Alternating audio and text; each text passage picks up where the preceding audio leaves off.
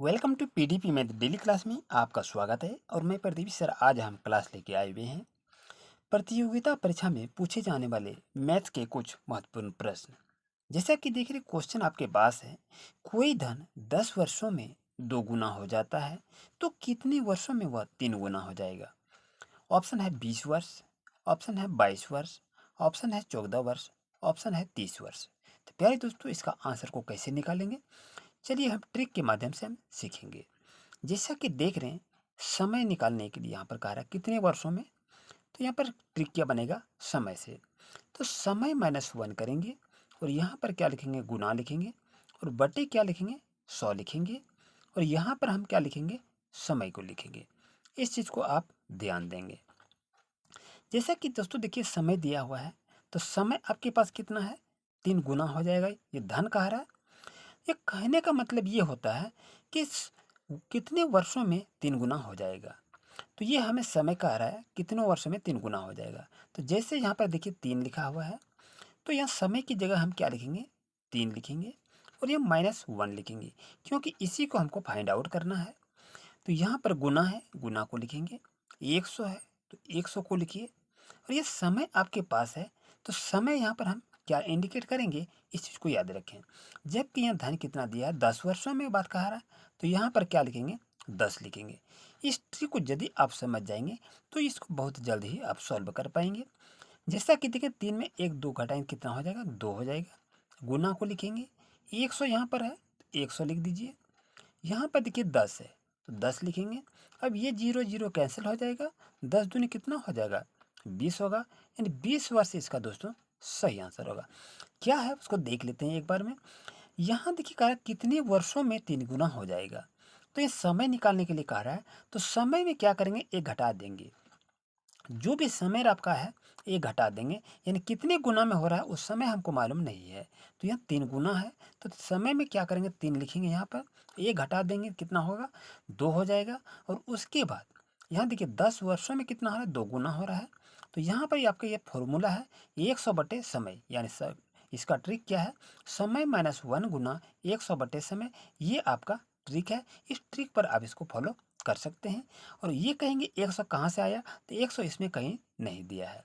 तो 100 जो आपका आया, ये ट्रिक के माध्यम से आप इसको सीख रहे हैं। तो ये आपका क्या हो गया, ये आपका ट्रिक हो गया।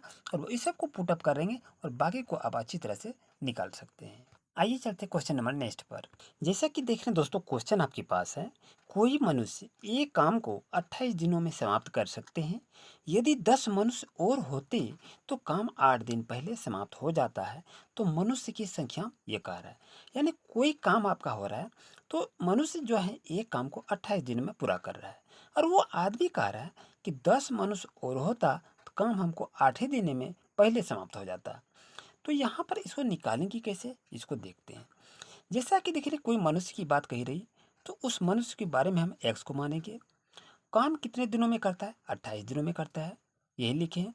कोई मनुष्य का मतलब हो गया एक्स और वो काम करता है 28 दिनों में, तो गुना में 28 को लिखा, इक्वल टू। अब ये कहता है यदि 10 मनुष्य और होता, तो इसी में से ना 10 मनुष्य और होगा, तो हमने लिख दिया 10 मनुष्य और होता। और ये आदमी की संख्या कितनी है, ये काम कर रहा है एक का, तो यदि इसमें से 10 मनुष्य और होता तो वो काम कितने दिनों में पूरा हो जाता, आपका 20 दिनों में। ये 8 दिन पहले, तो यानी 28 में 8 का तो 20 दिन का काम होता है वो। तो यहाँ पर आप क्या लिख सकते हैं, यहाँ पर 20 लिखेंगे, क्योंकि 28 में 8 को घटाएंगे तो 20 होगा। तो रेस्ट दिनों का हमें ज्ञात हो जाएगा कि कितने मनुष्य इस दिनों में काम को करेंगे। जैसा कि दिख रहे हैं, अब यहाँ पर आया एक्स और 28, ये दोनों को आपस में क्या करेंगे, मल्टीप्लाई कर देंगे, कितना होगा, 28x। अब यहाँ पर देखिए 20x हो गया, 20x लिखेंगे, 10 20 गुना करेंगे तो कितना होगा, 20 धन 200 हो जाएगा। और ये आपका क्या हो गया, 20x हो गया। दोस्तों याद रहे, ये आपका x एक तरफ से हम करेंगे, ये x इधर आ जाएगा, कितना हो जाएगा, 20x हो जाएगा। अब यहाँ बच गया आपके पास कितना, 200 हो गया दोस्तों। अब ध्यान दीजिए, यहाँ पर 28 में 20 घटाएंगे तो कितना होगा, 8x हो जाएगा, इक्वल टू कितना होगा, 200 हो जाएगा। अब यहाँ पर देखिए x की वैल्यू निकालना है, तो x इक्वल टू यहाँ क्या है, यहाँ का गुना में है, ये साइड आके क्या हो जाएगा, भाग में हो जाएगा। तो यहाँ पर क्या करेंगे, हम 8 से डिवाइड कर देंगे। तो दोस्तों ये देखिए 200 में 8 से भाग देंगे तो कितना होगा, 25 8 200 होता है। तो ऑप्शन नंबर की बात करें तो यहाँ देखिए ऑप्शन नंबर 2 आपके लिए सही है, यानी मनुष्य की संख्या 25 हो जाएगी। यदि वो 10 आदमी और होता तो काम 8 दिन पहले समाप्त होता। तो मनुष्य के आदमी कितने हो गए, 25 मनुष्य इसको आवश्यकता होगी। तो ये ट्रिक आपको कैसा लगा कमेंट जरूर करें। जैसा कि देख रहे हैं दोस्तों, क्वेश्चन आपके पास है, यदि 12 मनुष्य एक काम को 7 घंटे प्रतिदिन काम करके 8 दिनों में समाप्त कर सकते हैं, तो 10 मनुष्य उसी काम को 6 घंटे प्रतिदिन काम करके कितने दिनों में समाप्त करेंगे। ये आपके पास 4 ऑप्शन है। तो जैसे देखिए यहाँ कह रहा कि 12 मनुष्य एक काम को 7 घंटे में करता है, तो इसको बनाएंगे कैसे। जैसे आपके पास 7 घंटे है, तो यहाँ पर हम क्या करेंगे, 7 घंटों को लिख लेंगे। और उसके बाद देखिए नीचे में कहीं दिया है और घंटे का समय, यहाँ भी दिया है घंटे का समय, तो यहाँ पे क्या लिखेंगे, हम 6 लिखेंगे। देखिए ये तुम बहुत ही सरल ढंग से आपको बता रहे हैं, जहाँ भी घंटे की बात कहे घंटा पहले लिखा, उसके बाद नीचे भी देखेंगे यहाँ भी घंटे लिखा, कोई दिक्कत नहीं है। अब चलिए इसको हम गुना कर लेते हैं। अब यहाँ देखिए यहाँ पर क्या कह रहा है, 12 मनुष्य की बात कही जा रही है और यहाँ 10 मनुष्य की बात कही जा रही है। तो यहाँ क्या कर रहे हैं, 12 मनुष्य की बात करेंगे, यहाँ 10 मनुष्य की बात करेंगे, और ये काम कितने में करता है, 6 घंटे प्रतिदिन काम करके कितने दिनों में समाप्त करेंगे, ये दिनों की संख्या निकालना है। तो यहाँ हम क्या लिखेंगे, हम 8 को लिख लेंगे। यही तो ट्रिक था। तो इस चीज़ को याद रखें क्योंकि 8 दिनों में समाप्त कर सकता है। तो यहाँ देखिए यहाँ घंटे है, 7 घंटा है, यहाँ 6 घंटा है, तो 7/6 को मैंने लिख लिया यहाँ पर।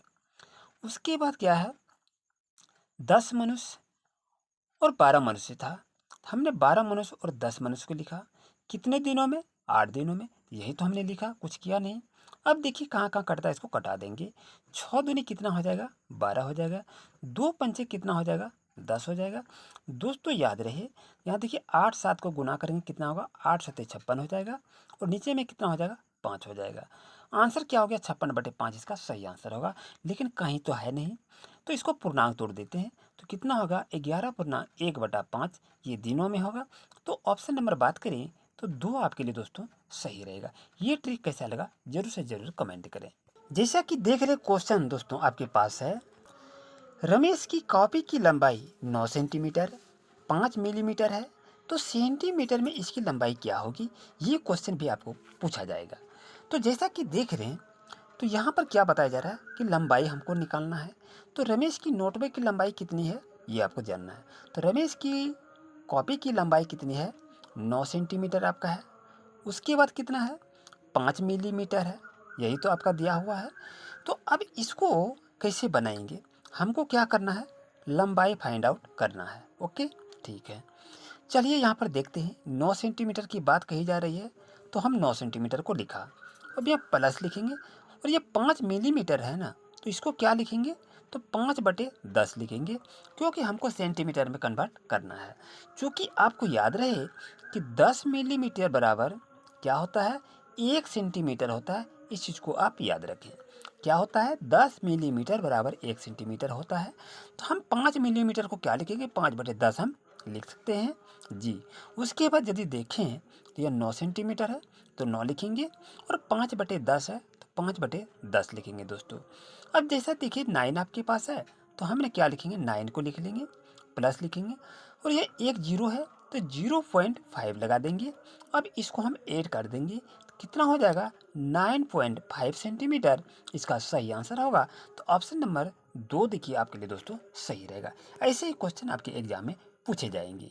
जैसा कि देख रहे क्वेश्चन आपके पास है कि 2/9 को दशमलव के रूप में लिखना है, तो कैसे लिखेंगे इसको दोस्तों, ध्यान से इसको देखते हैं। यहाँ दशांश और इकाई दहाई की बात कही जा रही है, तो ये क्वेश्चन जो है आपके लिए काफ़ी महत्वपूर्ण होता है। तो 2 दशांश यानी 2 दहाई, जैसे देखिए 2 दहाई का मतलब हो गया 2 गुना 10 होता है, तो दोनों को गुना करेंगे तो कितना हो जाएगा, 20 आपका हो जाएगा। और 9 दशांश होता है, तो 9 दशांश का मतलब क्या हो गया, 9/10 हो गया। बस हिसाब क्लियर हो गया। तो इसको बनाएंगे कैसे, चलिए इसको देखते हैं। जैसे 2 दहाई का मतलब क्या हो गया आपका, 20 हो गया, 10 दूनी 20 हो गया, अब आप प्लस को करेंगे और 9/10 आपके पास है, 9 दशांश का मतलब हो गया 9/10 हो गया।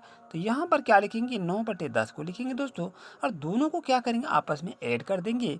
जैसे देखिए आपका 20 हो गया, तो यहाँ पर 20 लिखिए, प्लस लिखिए, और एक जीरो है तो यहाँ क्या लिखेंगे, 0.9 लिख लेंगे।